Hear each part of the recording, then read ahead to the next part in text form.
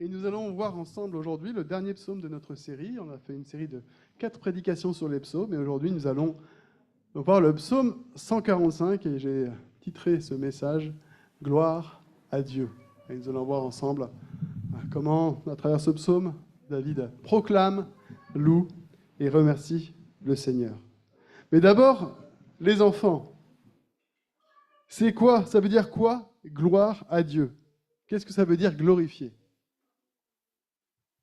Les enfants et les ados. Personne, pas de réponse. Glorifier, ça veut dire quoi?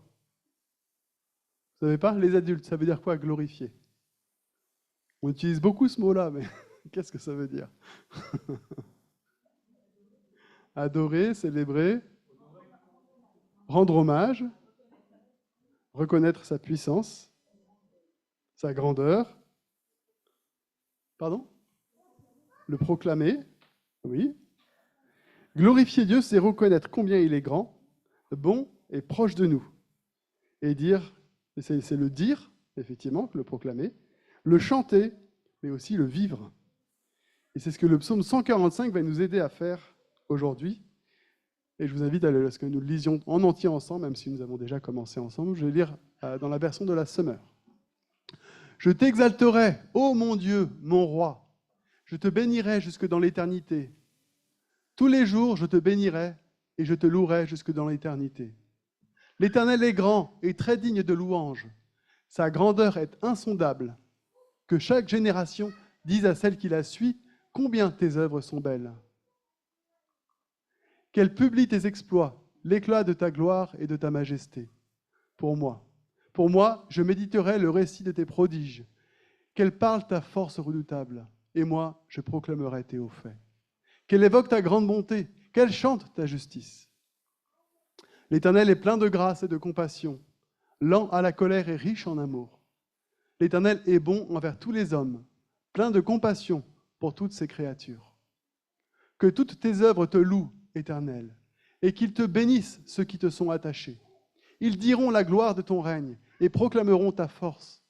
Ils feront connaître aux hommes tes exploits, la gloire et la grandeur, la splendeur de ton règne.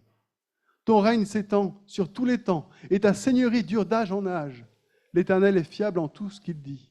Il est plein d'amour dans tout ce qu'il fait. L'Éternel est le soutien de tous ceux qui tombent. Il relève tous ceux qui fléchissent. Les regards de tous sont tournés vers toi. C'est toi qui leur donnes à chacun sa nourriture le moment venu.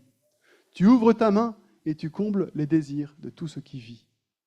L'Éternel est juste en tout ce qu'il fait. Il est plein d'amour en toutes ses œuvres. L'Éternel est proche de ceux qui l'invoquent, de tous ceux qui l'invoquent avec sincérité.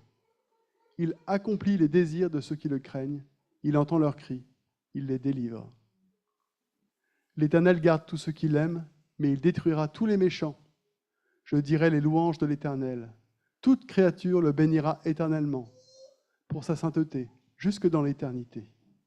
Amen.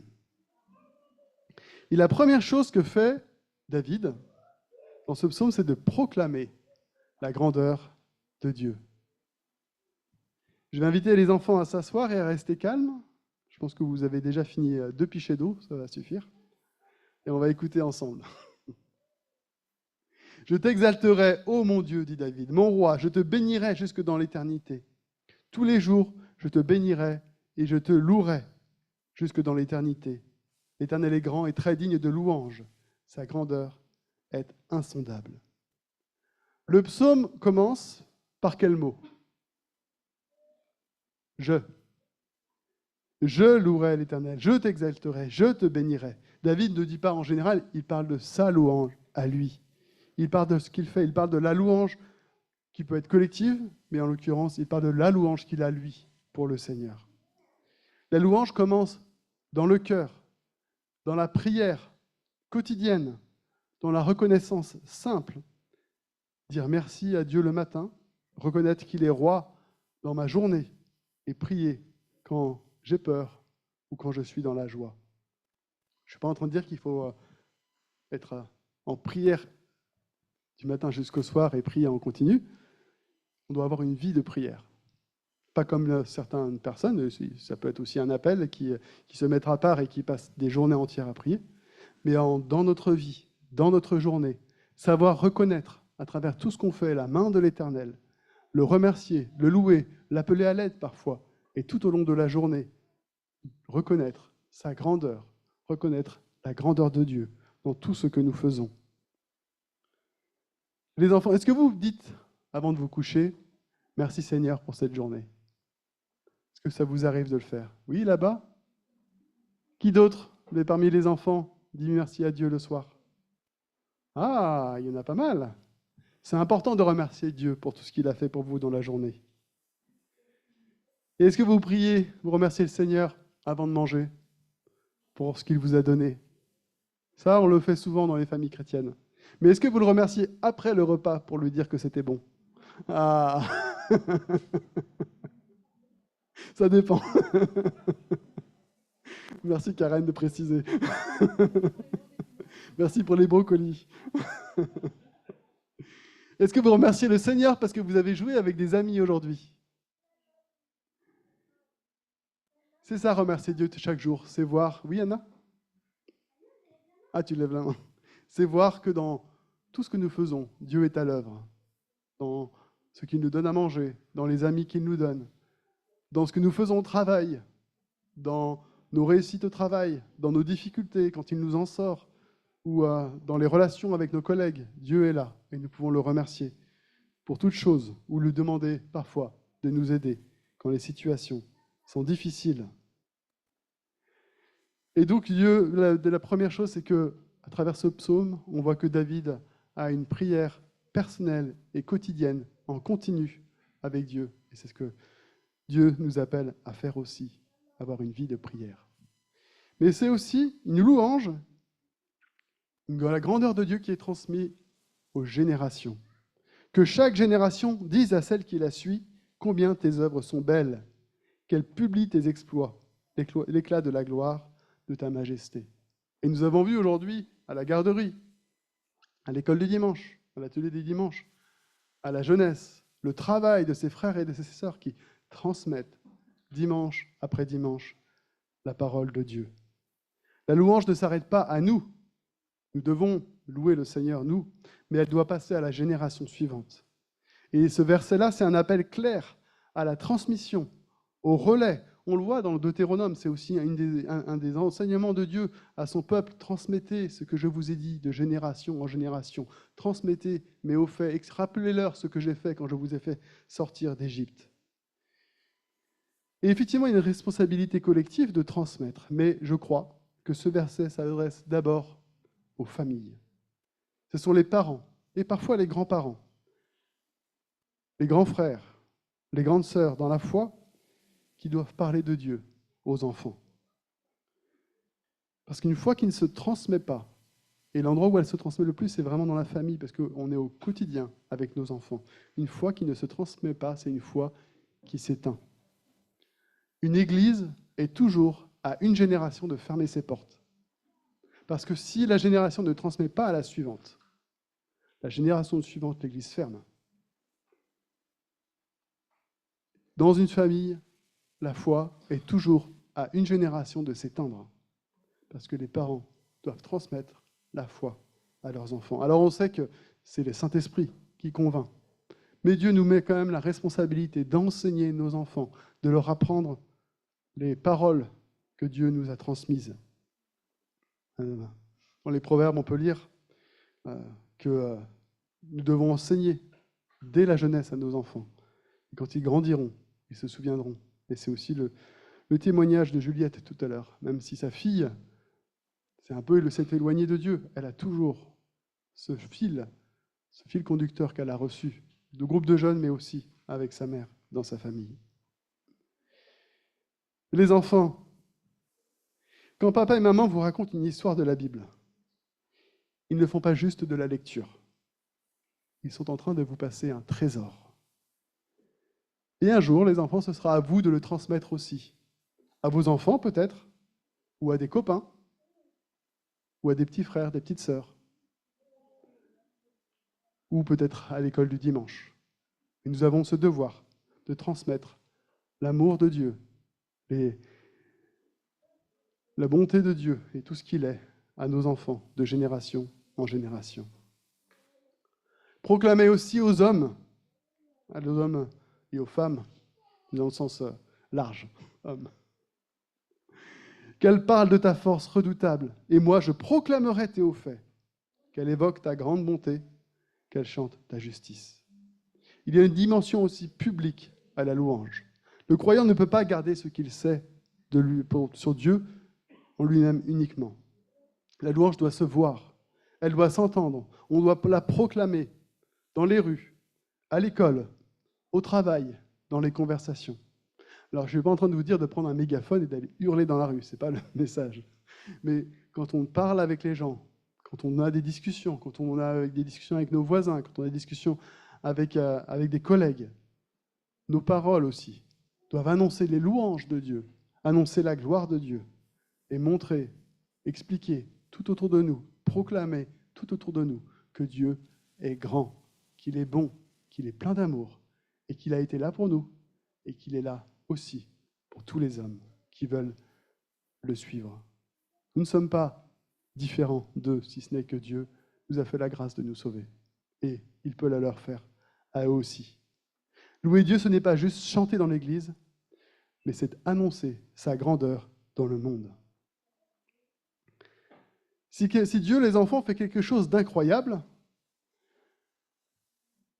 et que tu ne le dis à personne, ça fait bizarre quand même. Pourtant, mettons, qui a un héros ici? Pour qui est-ce que Spider-Man est un héros? Personne? Qui sont vos héros, les enfants? Anna? Jésus? Oui, alors ça, c'était la réponse convenue. Mais c'est très bien que ce soit ton héros. Est-ce que vous avez d'autres héros? Non? Oui? Superman? D'autres? Là-bas, oui?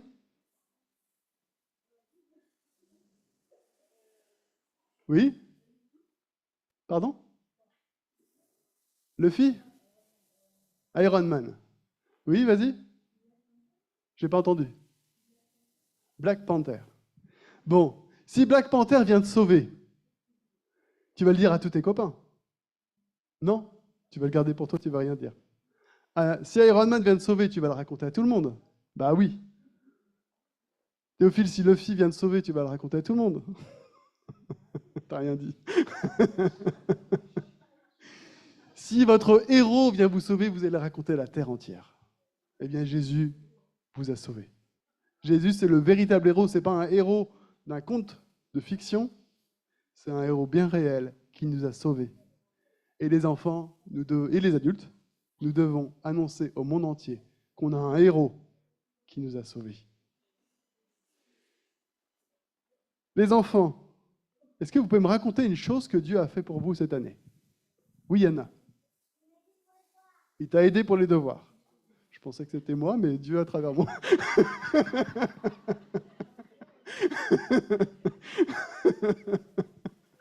Donc Dieu t'a aidé pour les devoirs. Les enfants, qu'est-ce que Dieu a fait pour vous cette année? Les adultes, qu'est-ce que Dieu a fait pour vous cette année? Plein de choses. Un peu plus précis. Il vous a gardé. Allez, il a rien fait pour vous cette année. Moi, je passe au point suivant. Moi, il m'a gardé, j'étais malade, il m'a relevé cette année. J'avais la moitié du visage paralysé, ben, je peux vous parler. Il a mis sur mon chemin Alessandro qui m'a redressé le visage. Il m'a aidé dans mes études. Il m'a aidé dans plein de choses. Et vous, qu'est-ce qu'il a fait pour vous? Vous avez si peu de choses à raconter? Pardon? Il a guéri ton génome, gloire à Dieu. Oui? Pardon? Il a pourvu à tous tes besoins, gloire à Dieu. Il t'a protégé. C'était qui? Pardon? Ah, Gerta, pardon. Il a protégé Gerta, Saba. Il a renouvelé tes forces chaque jour. Tu as repris le travail, gloire à Dieu. Oui, chérie? Il vous a aidé à surmonter un deuil, gloire à Dieu. Dieu nous a aidés, il nous a accompagnés tout au long de l'année.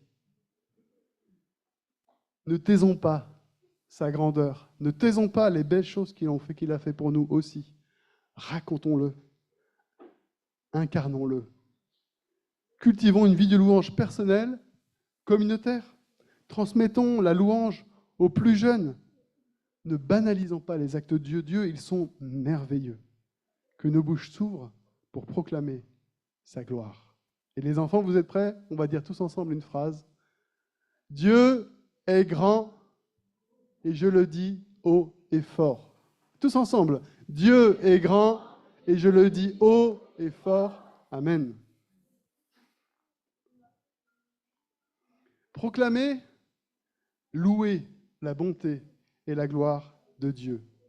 L'Éternel est plein de grâce et de compassion, lent à la colère et riche en amour. On peut louer la bonté et la gloire de Dieu. On peut louer son caractère. L'Éternel, Dieu compatissant et miséricordieux, lent à la colère, riche en bonté et en fidélité. David fait un résumé d'une partie des caractéristiques de Dieu. Et c'est fondamental. Dieu, effectivement, c'est un Dieu créateur, c'est un Dieu puissant, c'est un juge saint et juste, mais ce n'est pas un chef ou un boss. Il est aussi bon, compatissant. C'est un père patient, aimant, plein d'amour. Et cette bonté, il ne la réserve pas aux gens parfaits, parce que sinon aucun d'entre nous n'aurait la grâce de bénéficier de sa bonté. Il la dispense à tous. Et c'est ce caractère-là que nous sommes appelés à louer. Pas seulement ce qu'il fait pour nous, mais qui il est. On va reprendre le thème des super-héros, les enfants. Oui. Qu'est-ce que vous imaginez qu'est-ce que doit être un super-héros pour vous?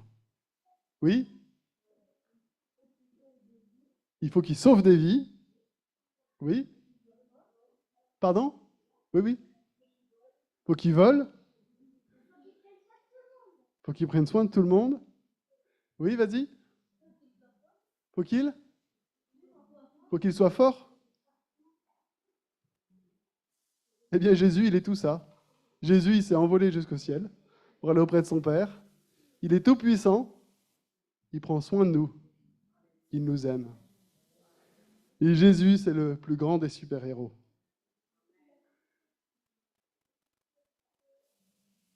Nous devons proclamer le caractère extraordinaire de notre Sauveur, le fait que Jésus est notre héros, les enfants. Nous devons aussi louer sa bonté. L'Éternel est bon, pas uniquement envers nous, il est bon envers tous les hommes. Plein de compassion pour toutes ses créatures, pour toute la création. Que toutes tes œuvres te louent, Éternel, et qu'ils te bénissent, ceux qui te sont attachés. Oui, la bonté de Dieu n'est pas limitée aux croyants. Dieu fait lever le soleil sur les bons comme sur les méchants, dit Jésus. C'est la bonté universelle de Dieu. Sa providence s'étend sur toute sa création. C'est aussi ce qu'on appelle la grâce commune. Dieu fait du bien à toute sa création, même à ceux qui l'ignorent ou qui le rejettent. Et ça aussi, c'est une raison de le louer. Parce que Dieu est généreux sans condition. Il est le seul roi qui donne, sans rien attendre en retour. Enfin, on doit louer sa bonté, sa gloire. On peut le louer pour sa gloire. Ils diront la gloire de ton règne et proclameront ta force. Ils feront connaître aux hommes tes exploits, la gloire et la splendeur de ton règne. Dieu ne règne pas comme des rois humains. Il ne fait pas de campagne marketing non plus. Il ne cherche pas à plaire à tout le monde. Il règne parce qu'il est Dieu. Point final. Et son règne est magnifique, glorieux, sans corruption. Son règne est puissant. Il n'est jamais dépassé, jamais débordé, jamais égalé. Son règne est éternel. Il n'y aura pas de fin et il n'y a pas de début à son règne. Dieu règne de toute éternité. Et louer Dieu, c'est reconnaître que rien ne lui échappe, qu'il est absolument souverain. Et même quand tout semble fou, quand tout semble partir de travers, Dieu garde le contrôle. Et ça peut nous rassurer. Les enfants, est-ce que vous avez déjà eu une journée où vous avez eu l'impression que tout partait de travers, qu'il n'y a rien qui se passait correctement? Oui? Tu veux nous la raconter?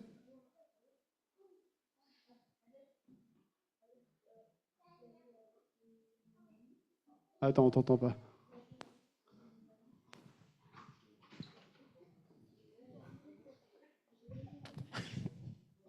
J'allais... Arrêtez, non. Il n'y arrivera pas. Il y a des journées comme ça, où on a l'impression que tout part de travers. Il n'y a rien qui va. Il n'y a rien qui se passe comme prévu. On sort de la maison, on se casse la figure, on rate le bus. Ensuite, on arrive au travail, on est en retard, on se fait gronder par le chef. On a reçu 3 emails. Entre les 3 emails, on s'est fait en guirlandais parce qu'on a oublié un petit truc par-ci et 3 broutilles par-là. Le midi, on n'a pas le temps de manger. On rentre le soir, les enfants ils rentrent, ils ont des mauvais mots dans le carnet. Bref. Et au moment de se coucher, il y en a un qui est malade et on passe la nuit entière à veiller sur lui parce qu'il a 42 fièvre. Vous les connaissez ces journées? Eh bien, même dans ces journées, même quand on a l'impression qu'il n'y a rien qui va, Dieu est au contrôle. Et il est avec nous. Dieu a tout entre ses mains. Rien ne lui échappe. Les enfants, on va faire un petit quiz. Vous êtes prêts? Est-ce que Dieu se fâche dès qu'on fait des bêtises? Oui? Tu crois vraiment que Dieu se fâche dès que tu fais des bêtises? Non. Heureusement qu'il ne se fâche pas dès qu'on fait des bêtises. Dieu est patient et lent à la colère. Il attend très longtemps avant de se fâcher contre nous et ça fait des millénaires qu'il patiente avant le jugement final, qu'il est très patient envers nous. Est-ce que Dieu est bon même quand je suis triste? Oui? Oui, Dieu est bon avec nous tout le temps, quand on est dans la joie ou quand on est triste. Quand on est triste, il nous entoure et il veille sur nous. Est-ce que Dieu veut que tu sois parfait avant de venir à lui? Non? Pourquoi? Parce que c'est pas possible. Exactement. On ne viendrait jamais à lui. Heureusement, il nous accepte quand on est imparfait et il nous transforme et un jour il nous rendra parfaits. Gloire à Dieu. Est-ce que Dieu est toujours fidèle, les enfants? Oui, Dieu est toujours fidèle. Amen.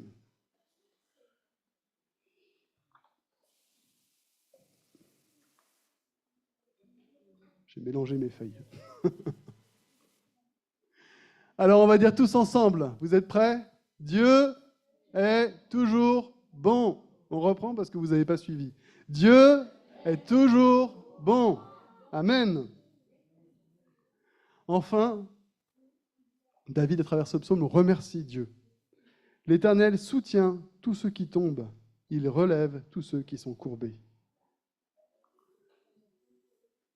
Il le remercie parce que Dieu est proche et fidèle. Il remercie ce Dieu qui agit. Ce n'est pas juste un Dieu qui observe le monde de loin, mais c'est un Dieu qui est entré dans le monde en Jésus-Christ, son Fils unique. Un Dieu qui a pris part à ce que nous vivons, qui est venu dans les ténèbres pour nous. Et ça, c'est une raison immense de lui dire merci. Dieu n'est pas juste qu'un Dieu dans les cieux, loin de nous, qui ne fait pas attention à nous. Il est à l'œuvre ici et maintenant. Il soutient ceux qui tombent et il ne se moque pas de nos échecs. Il rassasie ce qui vit. Il prend soin de toute la création. Dieu, Jésus-Christ le dit, Dieu nourrit les oiseaux dans les champs. Il habille les fleurs d'une manière plus belle encore que Salomon. Dieu écoute les prières de ceux qui le craignent et qui prient avec foi. Il protège ceux qu'il aime et un jour, il jugera avec justice ceux qui refusent sa gloire. Tout cela montre que Dieu est fidèle, actif, juste et proche. Il n'est pas indifférent, il est impliqué. Les enfants, est-ce que vous avez déjà pleuré dans votre lit parce que vous aviez mal ou peur, tout seul dans votre lit? Oui, Anna? Est-ce qu'il y a d'autres enfants qui ont pleuré seuls dans leur lit? Est-ce qu'il y a des adultes qui ont pleuré seuls dans leur lit? Eh oui, ça nous arrive. Même aux adultes, ça arrive de pleurer seuls dans notre lit. Eh bien, Dieu ne nous laisse jamais seuls. Et même quand on a l'impression d'être seul à pleurer dans notre lit, il est là, avec nous. Et il entend nos prières. Et il voit notre cœur. Dieu prend soin de nous. Il faut le remercier parce qu'il est proche et fidèle. Il prend soin de nous. Il accomplit les désirs de ceux qui le craignent. Il entend leurs cris et il les délivre. Dieu relève les faibles, on le voit au verset 14. Il pourvoit à nos besoins matériels, émotionnels, spirituels. Il secourt et garde ses enfants. Cette année, on a prié pour beaucoup de personnes. On a prié pour la petite Lise qui avait un cancer. Et on a eu la joie d'apprendre qu'elle est en rémission de ce cancer. On a prié pour plusieurs personnes dans notre Église qui sont passées par des moments de maladie, des moments de difficulté, par des épreuves. Et Dieu les a relevés. Dieu ne nous abandonne pas. Dieu répond à nos prières. Et Dieu nous a fait la grâce d'accorder de nombreuses de nos requêtes cette année. Mais il y a quand même une question qui se pose parfois. Pourquoi est-ce que Dieu ne répond pas toujours comme on le voudrait? On a aussi des personnes dans notre Église pour lesquelles on a prié et Dieu ne semble pas avoir répondu, du moins pas comme on le lui a demandé. Et on pourrait se poser la question, moi je prie et je ne suis pas guéri. Pourquoi est-ce que ça marche pour certains et pas pour moi? C'est une vraie question. Ce n'est pas une question qu'on doit éviter. Et c'est vrai que nous ne savons pas pourquoi Dieu agit parfois d'une certaine façon et d'autres fois d'une autre façon. En fait, la Bible ne répond pas à cette question, donc je ne vais pas essayer d'y répondre. La Bible, par contre, exactement, et surtout Dieu nous dit aussi, il nous demande une chose. Il ne nous demande pas de nous occuper de sa réponse. Par contre, il nous demande de prier avec foi, de lui faire confiance et de croire que c'est lui qui pourvoit à toute chose. Quand nous prions pour un malade, nous ne savons pas quel est le plan de Dieu. Mais Dieu ne nous a pas demandé de prier en vous demandant quel est le plan que j'ai pour lui. Dieu nous dit, vous allez prier. Et quand vous allez prier, vous allez le faire avec foi, de tout votre cœur, en croyant que je suis celui qui guérit. Le reste est d'entre ses mains. Nous faisons ce à quoi Dieu nous a appelés à prier pour les uns, pour les autres, avec foi.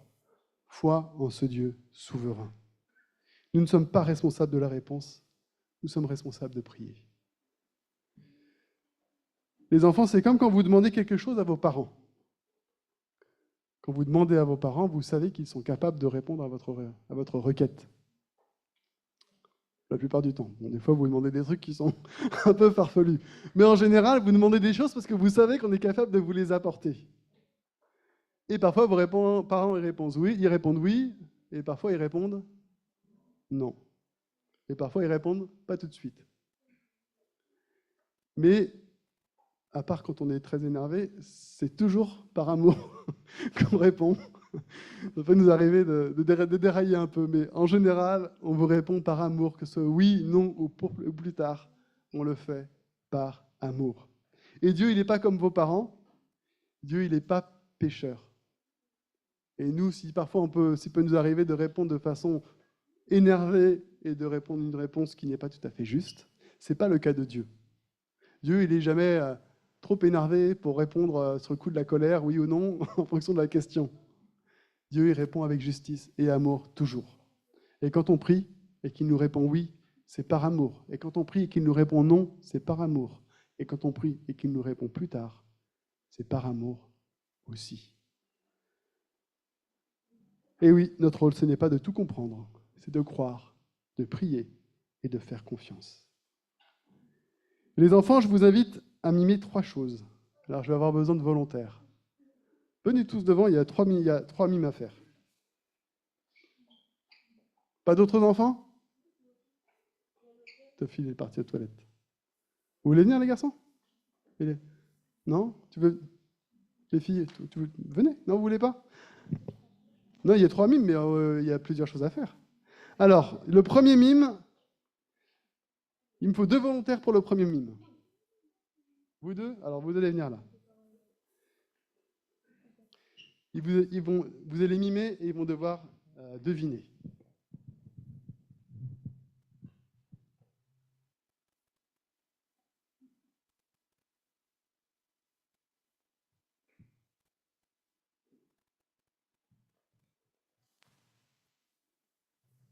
Allez-y.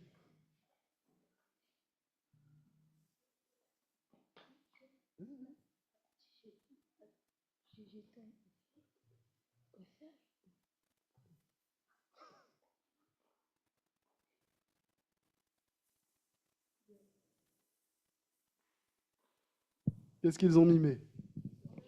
Relever. Quand on tombe, Dieu nous relève. 2 autres volontaires.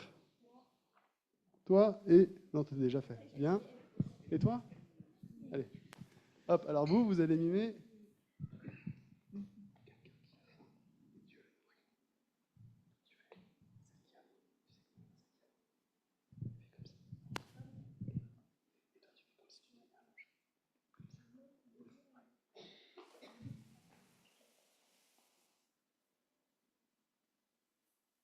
Alors, qu'est-ce qu'elle a mimé?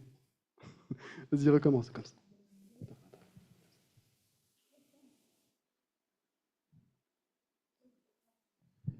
Alors, pardon? Soigner, non? Oui? J'ai faim, Dieu nous nourrit. Dieu nous nourrit. Et les 2 derniers... Ah, c'est les frères.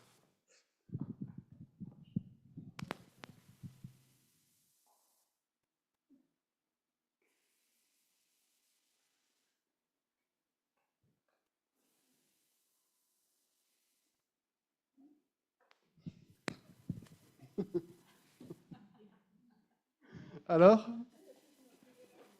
écoutez, nous prions et Dieu nous écoute. Merci les enfants. Vous pouvez vous rasseoir. Vivons dans la reconnaissance, prions avec foi, adorons Dieu avec confiance. Nous pouvons nous approcher avec sincérité.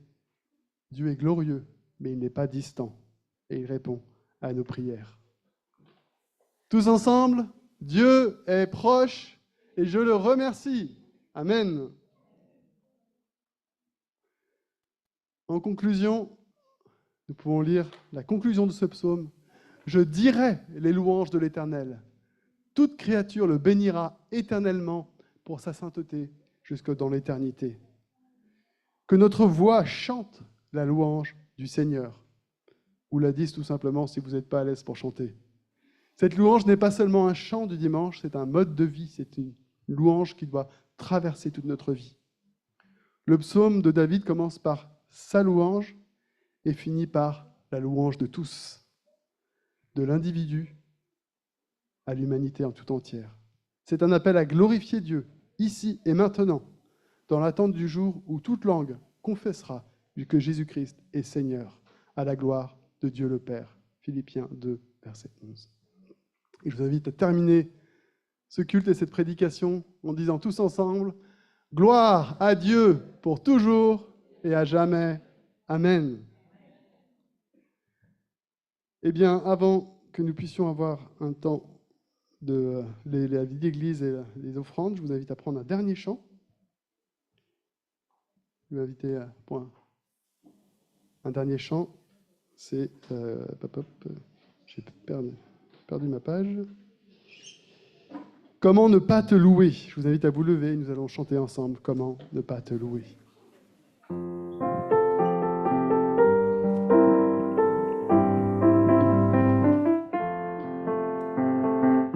Comment ne pas te louer?